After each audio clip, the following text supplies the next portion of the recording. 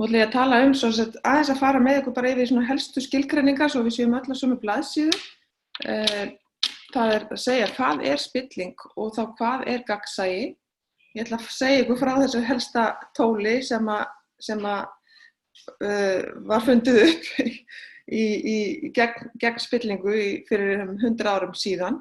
Það að segja að sólarljósið besta sóttvörnin, það að kasta kastljósinu á athafnir stjórnvalda og viðskiptalífs í rauninni lækningin eða það tól og tæki sem að virka hvað best til að koma í veg fyrir spillingu eða koma upp hana. Svo ætla ég að fara aðeins yfir því hvað kostar að halda að vera í spilltu samfélagi eða hvaða áhrif spillingin hefur bara beinlínis á viðskiptakostnað fyrirtækja og þá sem að þá fer inn í lífsviðurværi og hagsæld almennt og yfirleitt. Ég ætla aðeins að segja ykkur frá því hvernig þetta kall eftir gagnsæi hefur leitt til þess og náttúrulega gegnum tæknibyltinguna hefur leitt til þess að þegar að gagnsæi skortir hefur það bara einfaldlega gerst að fólk hefur sótt sér upplýsingarnar til þess að geta svo deilt áfram og í því skyni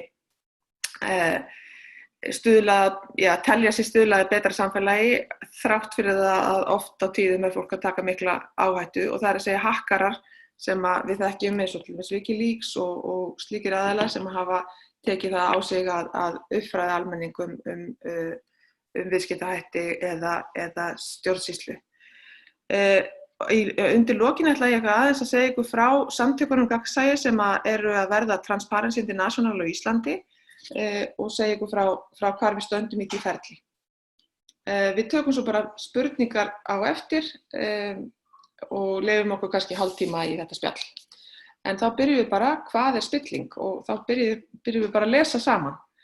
Spilling misbeiting á opinberu valdi til persónulegs ávinnings og spillingin þrífst þar sem eftirlit skortir, ákvörðunartaka óljós og aðkoma og áhrif almennings eru lítil sem engin. En spillingu má fyrirbyggja með gagnsæi hvað varðar upplýsingar og gjörðir valdhafa stjórnenda í viðskiptalífinu sem almenningur þarf að geta skilið, treyst og fylgst með. Þetta eru svona lykilþættir, ósköp einfalt eins og það skrifað á blað, en í framkvæmd getur þetta verið erfitt og oft á tíðum telja valdhafar sig vera bundnir af lögum og eða lög eru einfaldlega sett upp til þess að upplýsingar eru ekki gefnar út eða haldið aftur af. Í okkar samfélagi hefur þetta reynst býsna löng ganga að opinberar upplýsingar séu látnar af hendi. Það til að mynda hefur borið á því að blaðamenn hafa þurft að fara í gegnum mjög mikla þröngstigu til þess að ná fram réttindum sem þó lögin veita þeim. Það á líka við viðskiptalífið í sjálfu sér. Opinberir markaðir, til að mynda hlutabréfamarkaður, settur upp í því skyni að fyrirtækin séu gagnsæ og þau veiti upplýsingar hvernig reksturinn gengur til þess að hægt sé að mynda eðlilegt verð á fyrirtækinu og þannig getur viðskiptalífið nýtt sér vitsmuni fjöldans þannig að skoðanaskiptin séu hröð og þau séu almenn og skoðanaskiptin þarf að segja á þeim upplýsingum sem að viðskiptalífið veitir eða fyrirtæki veitir inn á markaðinn. Þetta hefur gengið mjög vel og hlutafélagaformið hefur notið mikilla vinsælda eða naut mikilla vinsælda fram til 1990 cirka, að þá, 1980 reyndar, svona hvert miðbik 9. áratugarins, að þá fór að bera á því að fyrirtæki drógu svo af hlutabréfamarkaði, það var mikil samþjöppun á hlutabréfamarkaði og það virtist vera eins og viðhorf til þessara upplýsingagjafa hafi breyst. Það spurning hvað gerist svo þegar við lítum fram veginn, hvort að verði svona almenn vakning síðar meir á hlutafélagaforminu sem slíku. En þá spurningin, hvað gagnsæi? Aftur lesum við bara saman. Gagnsæi má lýsa með þeirri meginreglu að fólk sem þarf að reiða sig á ákvarðanir teknar innan stjórnsýslunnar eða í viðskiptalífinu geti fengið þær upplýsingar hvernig slíkar ákvarðanir eru teknar og á hvaða grundvelli. Þarna lykilatriði í setningunni, það að segja hvernig slíkar ákvarðanir eru teknar. Það ekki endilega hvaða ákvörðun hefur verið tekin, heldur hvaða rök liggja henni til grundvallar og hvort hún hafi verið tekin á grundvalli geðþótta eða einhvers konar fórum eða einhvers konar samráði við þar til bæra aðila. Og það skylda opinberra aðila, framkvæmdastjóra og stofnana að starfa á skýran og skiljanlegan og fyrirsjáanlegan hátt. Það þannig sem að við getum byggt upp traust, að við getum reitt okkur á að þeir sem fara með völdin, að þeir fylgi bæri leikreglum og séu vilju til þess að segja okkur hvernig þeir fara með það vald sem að við látum þeim í té. Það var sem sagt í rauninni líka því þú nefndir aðkomu mína að rannsóknarnefnd Alþingis og þá lærdóma sem við svo höfum dregið af því.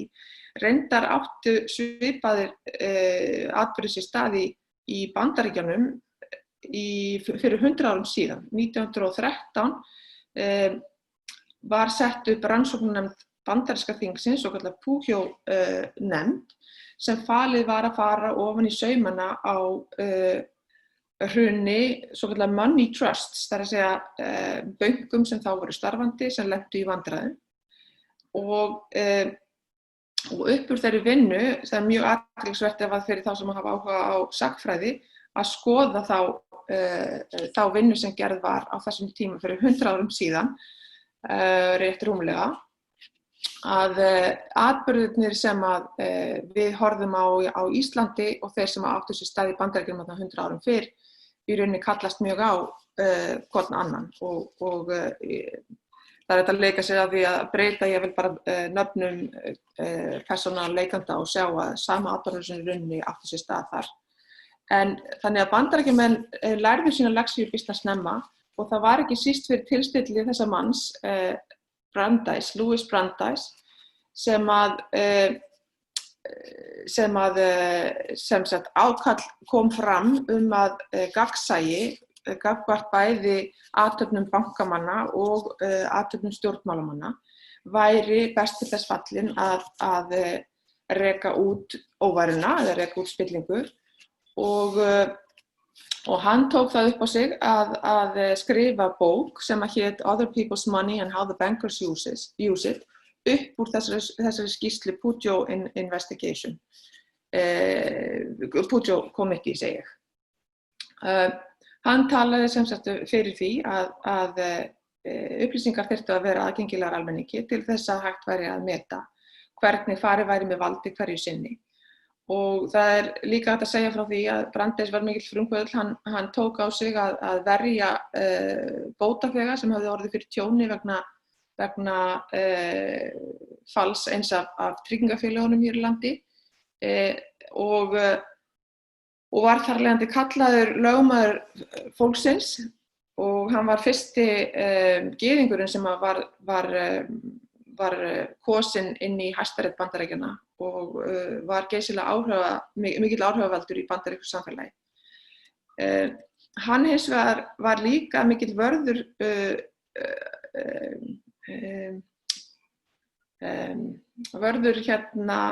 friðhelgis einkalífsins. Það má ekki rugla saman gagnsæi og friðhelgi einkalífsins tvennt ólíkt. Gagnsæi þarf að ríkja ákvarðanir og hvernig þær eru teknar innan stjórnsýslunnar, en það ekki þar með sagt að fólk hafi heimildir til þess að hafa upp á upplýsingum gagnvart persónum sem slíkum og það þarf að passa sig á því að lenda ekki einhverju pitti varðandi að rugla þessu tvennu saman. Þannig að hvernig hefur þetta nú svona þróast, hvernig höfum við tæklað spillingu, hvernig lítum við á hana. Málið að þeir sem svona kannski fara með völdin og eru tregir að segja frá því hvernig þeir beita því, og svona, hvað ég segja, þessi mýta hefur grafið um sig, þó ég telji nú að það sé aðeins að losna það núna. En hefðbundin skilgreining á spillingu hefur verið að spilling á sér stað þegar einhver mætir með brúnt umslag með peningum og svona rennur undir borðið til þess sem hefur valdið og þá ákvörðun tekin í þágu þess sem rétti fram umslagið. En þetta mjög þröng skilgreining og hún ef til gildir almennt þar sem viðurkennt lýðræði ekki til staðar eða þar sem svona sýndarlýðræði ríkir og krafa gagnsæi og ábyrgð eða fyrirsvar, það sem við erum að reyna að þýða orðið accountability, ekki til staðar eða veik. Þannig að slík umræða, hún rauninni eins og villuljós og dreifir fókusnum frá hinu raunverulegu vandamáli í viðurkenndum lýðræðisríkjum. Og þá verður maður náttúrulega bara að spyrja hvers vegna það? Hvers vegna alltaf að vísa í þessa þröngu skilgreiningu og ekki horft til þess hvernig spilling birtist. Og í rauninni slíkar skilgreiningar og þeirra vísanir í þetta, það smættar í rauninni þessa spilltu hegðun niður í peningaumslag eða athafnir sem hægt að rannsaka, mæla og beita viðurlögum við á meðan að spillt hegðun veður uppi í einu stóra samhengi í upplausninni. Þannig að það svona verið að slá ryki í augum fólks að reyna að beina sjónum þeirra að mjög þröngri skilgreiningu á meðan að fólk svo upptekið við að beita valdi sín í eigin þágu. Við skulum fara aðeins yfir það á eftir, sem sagt. Og hluti af spillingu þetta að brjóta gegn almennu trausti, það það sem þau áhrif sem spillingin hefur. Og það á sér stað þegar einstaklingur sem nýtir sér í eigin þágu áhrifastöðu sem hann fer með, nýtir sér þá vald og upplýsingar sem honum falið til þess að fylgja eftir hagsmunum annarra sem honum falið að gera og þá á kostnað þessara sömu aðila. Það að segja, einstaklingar nýta sér í eigin þágu áhrifastöðu, vald og upplýsingar sem þeim falið til að fylgja eftir hagsmunum annarra og þá á kostnað þessara sömu annarra. Það í rauninni kjarninn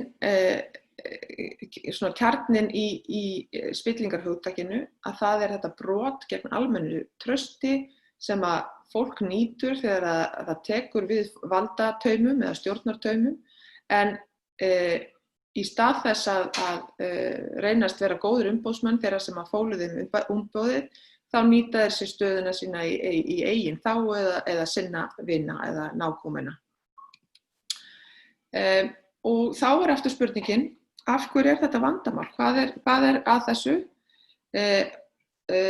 Vandamálið við spillingu býsna djúpstætt og þetta alls ekki tæmandi listi en staðreyndin og rannsóknir hafa sýnt að spillingu fylgir og hún eykur fátækt í heiminum. Hún grefur undan lýðræði og mannréttindum vegna þess að þeir sem hafa fjármunina, þeir geta haft áhrif á almenningsálitið og geta þar af leiðandi keypt sér sína stjórnmálamenn til þess að reka erindi þeirra tiltölulega fárra aðila. Og spillingin hún veikir hagkerfið, hún hefur skaðleg ruðningsáhrif í viðskiptalífinu þannig að þeir sem eru raunverulega beita bolabrögðum, þeir verða í rauninni ofan á í viðskiptalífinu. Og Louis Brandeis meðal annars beitti sér mjög fyrir því að setja upp samkeppnislöggjöf í Bandaríkjunum sem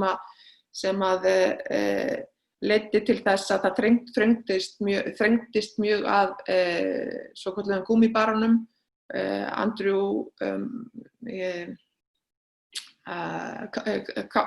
Carnegie, Andrew Mellon, og JP Morgan og þessum aðilum sem áttu hér eða réðu lögum og lofum yfir viðskiptalífi og stjórnmálalífi í Bandaríkjunum þarna við upphaf síðustu aldar.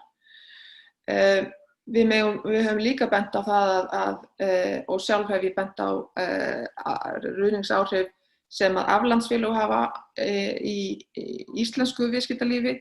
Það er að segja strax eftir hrun þá setti Seðlabankinn upp svona fjárfestingarleið til þess að koma krónum inn í hagkerfið að nýju og veitti afslátt af krónunni í rauninni til þess að koma til að minnka svokallaða snjóhengju sem gerði það að verkum að þeir sem fengu að kaupa krónuna á afslætti, þeir gátu þar af leiðandi keypt fyrirtæki á lægra verði heldur en allir hinir sem höfðu verið fastir innan hagkerfisins og sem gerir það að verkum að til hefur hluti af þeim fjármunum ekki verið fengin með heiðarlegum hætti. Þannig hefur spurningin í rauninni skaðleg áhrif eða ruðningsáhrif í viðskiptalífinu meðal annars. En spurningin veikir auðvitað stjórnsýsluna og hún eyðir trausti á opinberum stofnunum sem aftur grefur undan lýðræði. Í kjölfarið á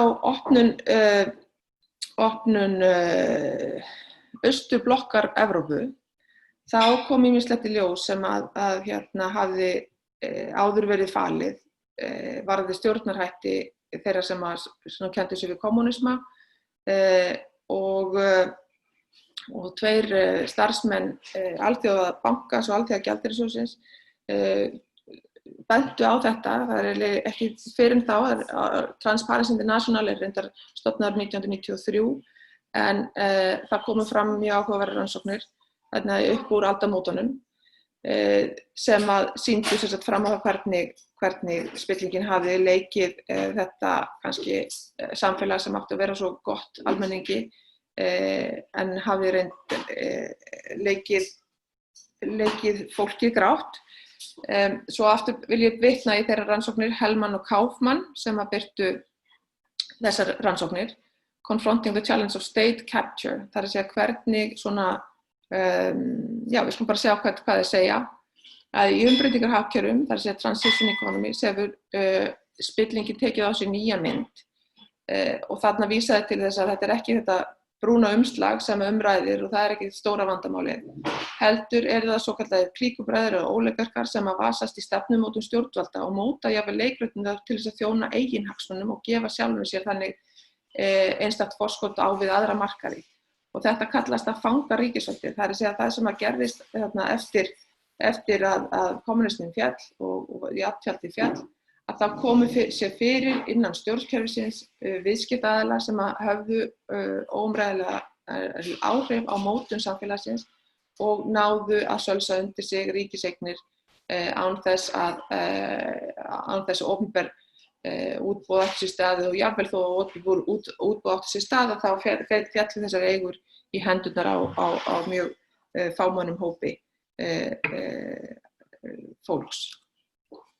En áfram til þess að lýsa þessu betur að í þessu ástandi þar sem að ríkisvaldið hefur verið gripið svona á klíkubræðrum að þar verður hagkerfið, það snýst það að umbuna tengsl, þessar connections í stað þess að umbuna þeir sem hafa hæfni og slíkt kerfi það metur áhrif, það er að segja tengsl og áhrif fram yfir einhvers konar nýsköpun og fjárfestingar klíkubræðra í stjórnmálum, það er að segja að ólígarkarnir þeir leggja fram mikla peninga til þess að fjárfesta í stjórnmálamönnum sem að lofa þeim að halda úti tiltekinni stefnu og breyta jafnvel lögum og gera háttsemi sem annars ætti að vera ólögleg, gera hana löglega. En sem sagt að slíkir stjórnarhættir kynda veikja stoðir ríkisins og grefur undan getu hins opinbera til þess að veita almenna grunnþjónustu til almennings. En skoðum svo aftur, að því við erum að tala viðskipti, að spillingin hefur ekki bara áhrif á svona stjórnsýsluna, heldur í reynist spillingin líka hækka viðskiptakostnað fyrir alla hina sem ekki njóta þessa forréttinda að geta átt viðskipti á kostakjörum við vini sína. Og við sjáum bara þegar við skoðum gögnin, og þetta reyndar gömul grein sem ég hef verið að vinna sjálfa upp úr aldamótum, og þessi tengsl eru enn við lýði, að viðskiptakostnaður í formi vaxtamunar milli innláns og útlána í bankakerfum eru einfaldlega hærri þar sem að fólk skynjar að spillingin ræður ríkjum og umtalsvert hærri. Og hérna sjáum við hvernig sambandið á milli þessar viðskiptakostnaðar í formi vaxtamunar og tengsl þess við spillingu í iðnríkjunum, svona þessum þróuðu ríkjum, þá erfitt að sjá nokkur tengsl. Þannig að það greinilegt að það einhver önnur dýnamík sem spillingin hefur ekki þessi áhrif þar. Hún lág í þessum ríkjum og við sjáum raun ekki bein tengsl þarna milli spillingar og viðskiptakostnaðar. En aftur á móti, ef við förum bara inn í nýmarkaði, þá förum við að sjá svona hægri upphallandi feril myndast, tengsl. Það að segja því meiri spilling sem á sér stað, því hærri verður viðskiptakostnaðurinn eða vaxtamunurinn. Ef við lítum til, og eins og ég segi, þetta almenn tengsl, sérlagi þar sem það spillingi ríkir, og eftir því sem hún verður meiri, því hærri viðskiptakostnaðurinn. Og hér sjáum við til dæmis Georgíu alveg upp í toppnum, Moldóvu, Kirgistan og Azerbaijan og þessi ríki sem einmitt voru til umfjöllunar hjá Hellman og Kahneman. Og ef við höldum áfram að þá inn í Afríku þetta mjög svo svona lífseigt samband. Það snarhækkar hér viðskiptakostnaður upp í 20 púnta, þar að segja, munurinn milli innlána og útgefnar getur verið alltaf 20%. Þannig að ef við ætlum að fara að skýra til dæmis viðskiptakostnaðar milli eða þennan vaxtamun annars vegar meðal landa sem eru með litla spillingu og hins vegar háa spillingu, þá sjáum við til dæmis að hlutabréfa, til dæmis hérna stock market capitalization, það að segja, það er kannski betra hérna stock market turnover, það að segja hversu virkur hlutabréfamarkaðurinn því virkari sem hann verður, því minni verður viðskiptakostnaðurinn. Þannig að jafnvel með kerfisbreytingum getum við dregið úr viðskiptakostnaði sem annars ríkjandi vegna mikillar spillingar. Svo það eru þessi póstar sem hægt að koma upp til þess að vinna gegn spillingunni og reyna að koma því til leiðar að gagnsæi fá að ríkja. Og hlutabréfamarkaðurinn sannarlega þannig. En það þarf að, við komum aðeins að því aftur, það þarf að ríkja traust stofnanir til þess að þegar þær nái markmiði sínu að sjá til þess að reglurnar gildi allan, ekki bara suma. Þannig að það ennþá, eins og ég segi, frá 2015 skoði ég þetta síðast og þá mátti sjá mjög skýrt jákvætt samband á milli viðskiptakostnaðar og spillingar, og hérna sjáum við Ísland sker sig svolítið úr, það tiltölulega lítil spilling á Íslandi en vaxtamunurinn var ennþá býsna hár. Þið fyrirgefið hérna nördaskapin hjá mér, hérna ég með dreifingar á spillingar vísitölunni, þar að segja Transparency International gefur út svona vísitölu eins og orðin mjög þekkt víða lönd, þar að segja að því við getum ekki mælt spillinguna sjálfa, að þá reynum við að mæla hana í gegnum viðhorf fólks það hvort það telji að landið og viðskiptalífið þjáist eða kljáist við mikla eða litla spillingu. Sem sagt, hún hefur aðeins breyst yfir tíma. Hérna sjáum við 2011, þá sjáum við í rauninni að það svona eins og tveir hópar. Það annars vegar hópurinn þar sem lítil spilling og hins vegar hópur landa sem miklu fleiri þar sem spillingin ríkir. En þetta hefur aðeins breyst. Það fæst til hérna frá toppnum hérna áður og yfir hérna í minna spillt ríki sem góð þróun, jákvæð. En eftir því sem við komum núna nær nútímanum, að þá eins og dreifingin fletist aðeins út svo að bæði kannski minna það mjög spillt ríki en það orðið meira og meiri meðvitund gagnvart spillingu í jafnvel ríkjum þar sem að hún hefur áður verið talin lítil. Eins og til dæmis á Íslandi. Að Íslendingar hafa fundið fyrir því eða meta það sem svo að á Íslandi ríkir mun meiri spilling heldur þeir töldu að vera til dæmis upp úr aldamótum. Þannig að aftur kem ég að þessum með viðskiptakostnaðinn. Þetta hefur haldist býsna þráláttlega í gegnum árin. Það að segja viðskiptakostnaðar og spilling fara eru bræður og systur, skulum við segja. En af því að þessi krafa aukið gagnsæi enn að verða háværari og fólk að átta sig aftur á því eftir kannski að hafa verið svolítið kærulaust framan af 9. og 10. áratugnum að þar sem að Brandís sagði í upphafi síðustu aldar, það sannarlega hefur áhrif að auka gagnsæi og við erum að sjá það meira og meira að fólk hefur einfaldlega sótt sér upplýsingarnar í því skyni að það telur sig vera að svona kannski að nauðsyn brjóti lög stundum og ég skyldi ekki segja það því að hérna nú nýlega hafa verið sett á lög vernd uppljóstrara. Því að ef að upplýsingar misbeitingu valds eða spillingu kemur upp, að þá eru þeir hinir sömu nú varðir gagnvart lögunum eða þeir koma upplýsingum á framfæri til viðurkenndra aðila sem að geta tekið á hinni ólögmætu hegðun þeirra sem að uppljóstrarinn er að segja frá. Þannig að til gamans má segja að eftirspurn eftir hökkurum hefur aukist, sérstaklega eftir bankahrunið. Það var mikið áfall víða heim, traust glataðist og borgararnir byrjuðu að sækja sér upplýsingar sem áður voru huldar.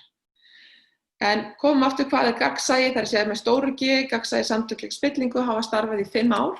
Þetta eru borgarasamtök sem stofnuð voru áramótin 2014-15 og einsettu sér að uppfylla skilyrði Transparency International að stofna Íslandsdeild. Það kom okkur óvart sem að stóðum að stofnun þessara samtaka að ekki væri Íslandsdeild Transparency International starfandi á Íslandi eftir þær 20 ár sem að Transparency hafði starfað víða heim og jafnvel á Grænlandi var komin upp slík deild en ekki á Íslandi. Gagnsæi hefur knúið á umbætur sem að OECD og Transparency International hefur ítrekað bent á að gera þurfi á íslensku lagaumhverfi og sérstaklega leiða í lög vernd fyrir uppljóstrara, eins og ég nefndi áðan.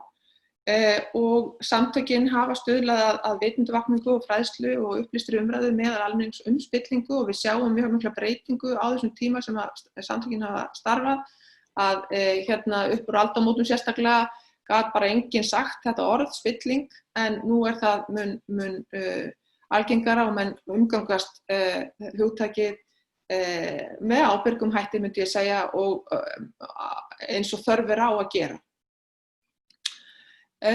Íslandsdeild Transparency International verður vonandi eftir að við reynum að erum komin að því að fjármagna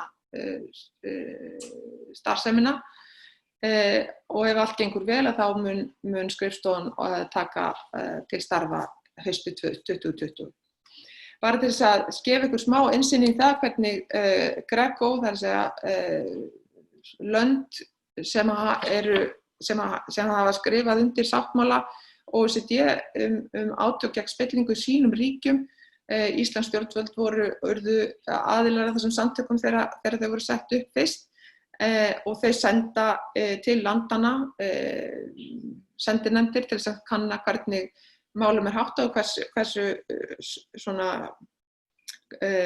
virk stjórnvöld eru að koma upp spillingavörnum og satt að segja hefur þetta gengið mjög hægt fyrir sig en við erum að ná hins vegar núna með vil ég segja undir stjórn forsætisráðherrans hefur við náð þessum áfanga að koma upp hagsmunaskráningu ráðherra og embættismanna og þessi mikilvægu lög vernd uppljóstrara hafa einnig náð fram að ganga og eru komin og taka gildi núna næstu áramót. Þannig að bara rétt í lokin áður en við förum inn í spurningarnar að þá vil ég rifja upp að fótboltinn ég veit að margir Íslendingar fylgjast með fótbolta og dásamlegur leikur. Hann margir halda það að við komum á völlinn til þess að horfa á svona hetjur eins og Zidane og Messi og fleiri góða fótboltamenn. En ég reyndi að ef að leikreglunum ekki haldið á lofti af dómara og að áhorfendur fylgjast náið með því hvernig lögum eða reglum leiksins framfylgt, að þá ef að því nýtt ekki við, þá værum við ekki að fara á leikinn, þá fell hann bara sjálft sig og því að leið og dómarinn hverfur á vellinum og þá byrja leikmennirnir að beita bolabrögðum til þess að ná að skora mörkin.